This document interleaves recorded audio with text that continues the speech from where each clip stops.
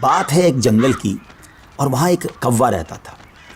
آپ جانتے ہیں نا، کوے کا رنگ بڑا کالا سیاہ ہوتا ہے، مگر وہ بڑا خوش تھا، بہت انجوائے کر رہا تھا لائف کو، طرح طرح کے کھانے کھاتا، اور رات ہوتی تو کسی بھی خوشبودار درخت پر جا کر رات بسر کرتا، انجوائے کر رہا تھا اپنی لائف کو۔ اچانک اس کی نظر ایک سفید کبوتر پر پڑی۔ وہ سوچنے لگا کہ میں کالا اور یہ سفید، یہ کتنا خوبصورت ہے، کتنا اچھا لگ رہا ہے، مجھ سے زیادہ خوش تو یہ ہوگا۔ اب اسی خیال میں وہ پریشان رہنے لگا اور اسے رات کو نیند بھی نہ آئے۔ ایک دن وہ کبوتر کے پاس پہنچا اور کہا کہ تم کتنے خوش نصیب ہو، تمہارا رنگ سفید ہے اور میں تو کالا ہوں، تم سے زیادہ خوش تو کوئی نہیں ہوگا۔ کبوتر نے کہا پہلے میں بھی یہی سمجھتا تھا، لیکن جب میں نے طوطے کو دیکھا تو میں حیران ہو گیا کہ طوطے کے تو دو رنگ ہیں، میرے پاس تو ایک ہی رنگ تھا۔ تو طوطا زیادہ خوش نصیب ہے، وہ زیادہ خوش ہے، وہ زیادہ لائف کو انجوائے کر رہا ہے۔ اب کوا کبوتر کو چھوڑ کر طوطے کے پاس پہنچ گیا۔ کہا طوطے تم تو زیادہ انجوائے کرتے ہوگے، کتنے خوش ہوگے کہ تمہارے پاس تو دو رنگ ہیں جسم پر، تمہاری باڈی بہت خوبصورت لگتی ہوگی۔ تو طوطا کہتا ہے کہ پہلے تو میں لائف کو بڑا انجوائے کرتا تھا کہ واقعی میں بڑا رنگ برنگی ہوں، مگر جب میں نے مور کو دیکھا نا تو مور تو کئی سارے رنگ لیے ہوئے ہے، اتنا خوبصورت ہے کہ اس کو دیکھ کر مجھے لگا کہ میں تو کچھ بھی نہیں ہوں۔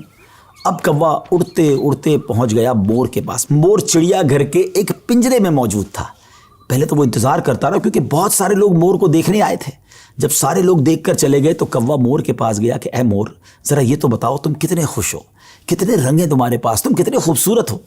مور کہتا ہے پہلے تو میں یہی سمجھتا تھا کہ ہاں میں بہت خوبصورت ہوں، مگر پھر میں نے غور کیا کہ اسی خوبصورتی کی وجہ سے تو چڑیا گھر میں قید ہو گیا ہوں، روزانہ ہزاروں لوگ مجھے دیکھنے آتے ہیں مگر میں آزاد نہیں ہوں۔ اور پھر میں نے بڑا غور کیا کہ وہ کون سا پرندہ ہے جو چڑیا گھر میں قید نہیں ہے، تو مجھے سمجھ آئی کہ کوا ہی ایک پرندہ ایسا ہے جو چڑیا گھر میں قید نہیں ہوتا، اس کو کوئی قید نہیں کرتا۔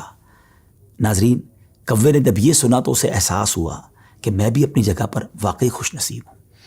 اب یہاں بظاہر تو یہ ایک فرضی واقعہ ہے، لیکن اگر اس کو ہم اپنی زندگیوں پر امپلیمنٹ کریں، اپنے بارے میں سوچیں، ہمارے پاس بہت کچھ ہے، لیکن جب کسی کو ہم سے زیادہ والے کو ہم دیکھتے ہیں نا تو ہمیں اپنی چیزیں کمتر نظر آنے لگتی ہیں، اپنا گھر چھوٹا لگنے لگتا ہے، اپنی موٹر سائیکل، اپنی گاڑی، اپنی سائیکل وہ ہمیں بڑی کمتر لگتی ہے جب کسی کی بڑی گاڑی دیکھتے ہیں، کسی کا بڑا گھر دیکھتے ہیں، کسی کی لائف سٹائل کو دیکھتے ہیں، جو ہے اس پر انجوائے نہیں کرتے بلکہ اس پر شکوہ کرتے ہیں، ناشکری کرتے ہیں۔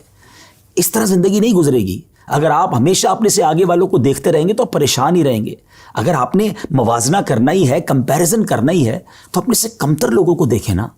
کئی لوگ بڑی مشکل زندگی گزار رہے ہیں، اللہ نے مجھے اور آپ کو بہت خوشحال رکھا ہے، جی ہاں اب بھی ہم لاکھوں کروڑوں سے اچھے ہیں، لیکن مسئلہ یہ کہ ہمیں تو آگے والوں کو دیکھ کر ڈیمورلائز ہونا ہوتا ہے۔ شکر ادا کیجئے، اور سبحان اللہ، میرے رب کا تو وعدہ بھی ہے نا قرآن میں، لَإِن شَكَرْتُمْ لَأَزِيدَنَّكُمْ، تم میرا شکر ادا کرو میں تمہیں اور دوں گا۔ تو جب آپ اللہ کا شکر ادا کر رہے ہوتے ہیں نا کہ یا اللہ تو نے مجھے کروڑوں سے اچھا بنایا، تو وہ اور عطا فرماتا ہے، آپ اور آگے بڑھتے ہیں۔ تو بہرحال یہ چھوٹی سی حکایت ہے، اللہ کرے اس سے سبق لیں، ناشکری چھوڑ دیں اور شکر ادا کرنے والے بن جائیں۔